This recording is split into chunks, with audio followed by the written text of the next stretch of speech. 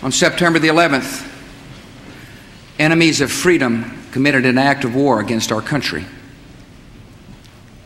Americans have known wars, but for the past 136 years, they have been wars on foreign soil, except for one Sunday in 1941.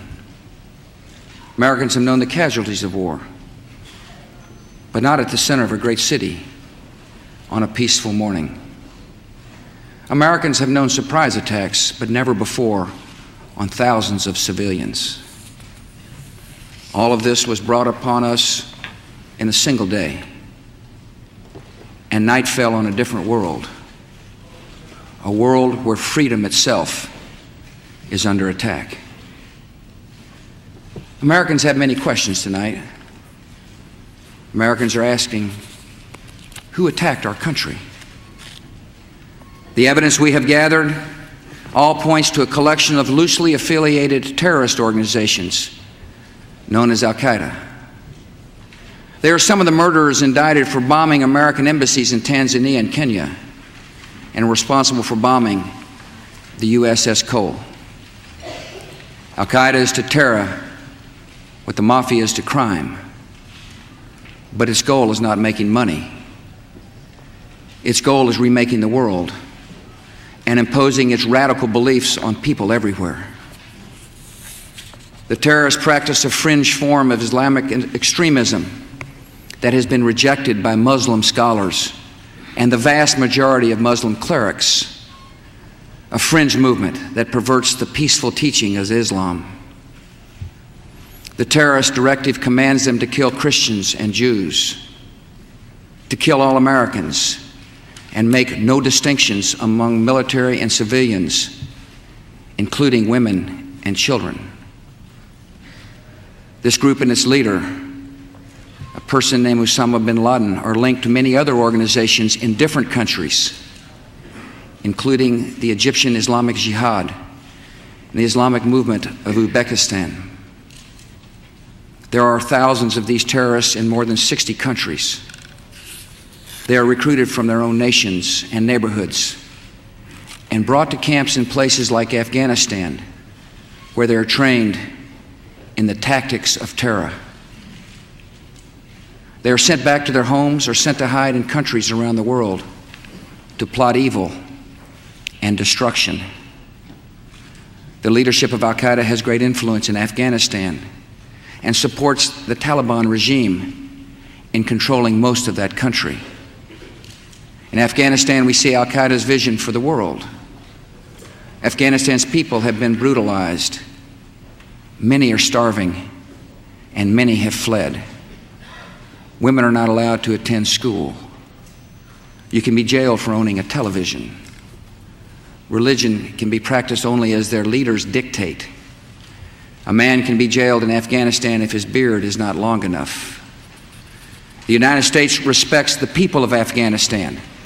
After all, we are currently its largest source of humanitarian aid, but we condemn the Taliban regime.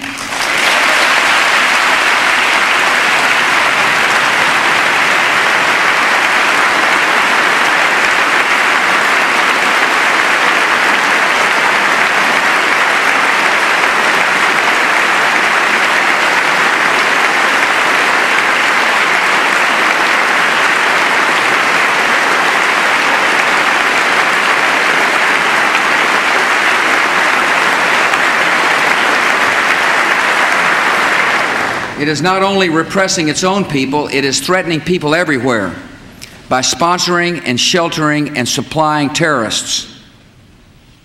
By aiding and abetting murder, the Taliban regime is committing murder. And tonight, the United States of America makes the following demands on the Taliban. Deliver to United States authorities all the leaders of Al-Qaeda who hide in your land.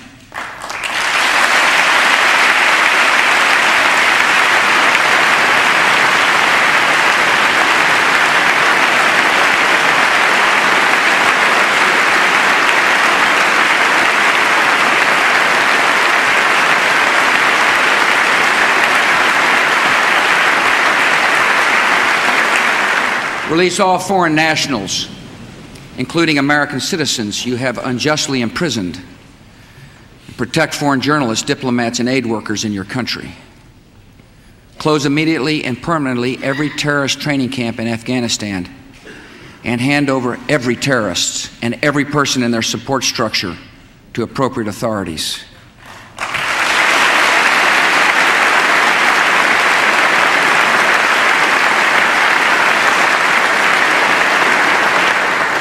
Give the United States full access to terrorist training camps so we can make sure they are no longer operating. These demands are not open to negotiation or discussion.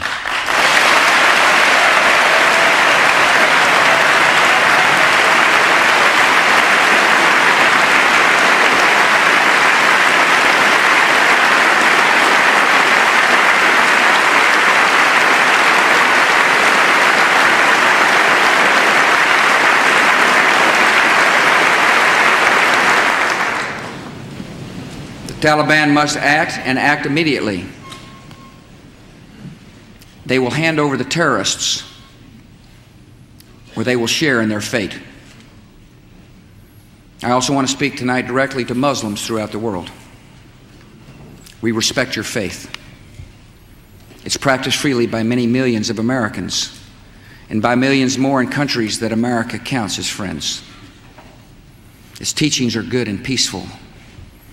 And those who commit evil in the name of Allah blaspheme the name of Allah. The terrorists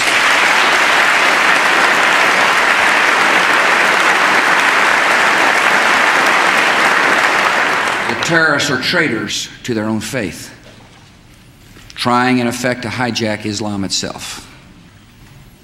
The enemy of America is not our many Muslim friends. It is not our many Arab friends. Our enemy is a radical network of terrorists and every government that supports them.